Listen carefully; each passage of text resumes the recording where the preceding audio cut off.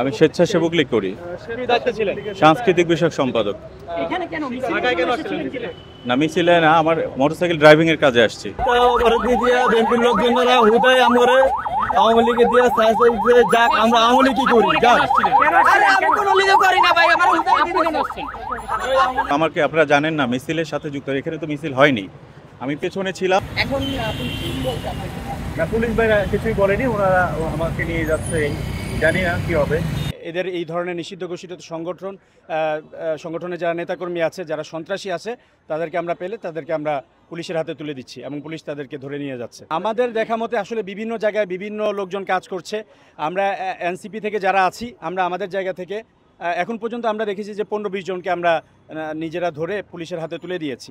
এবং আপনারা জানেন যে আমাদের এনসিপির সদস্য সচিব আক্তার হোসেনের উপর আমেরিকায় যে হামলা হয়েছে, এবং এই নিষিদ্ধ ঘোষিত সংগঠনের যারা ছিল, তারা এখন বিভিন্নভাবে দেশের টাকা পাচার করে, সেই পাচার করা টাকা দিয়ে তারা বিদেশের মাটিতে বসে সন্ত্রাস করছে।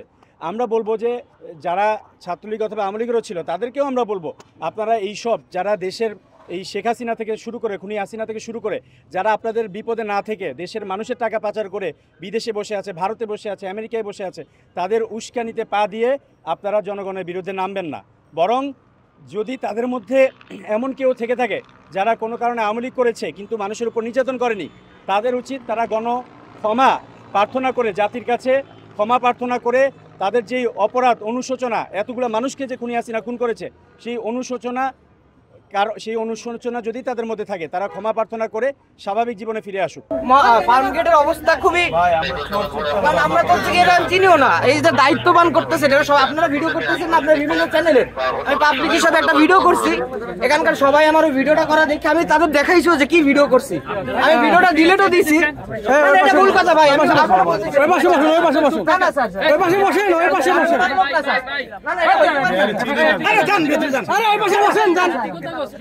বসেন ভাই, ওই পাশে বসেন, যান কিন্তু এই যে আমার একটা জিনিস হচ্ছে, এটার জন্য তো আমার যাবে না ভাই। আপনি চুপ থাকেন,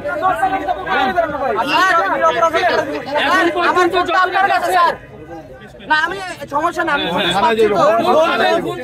আমার ভাই আসলে হচ্ছে কি আমি একটা নর্মাল ফটোগ্রাফার।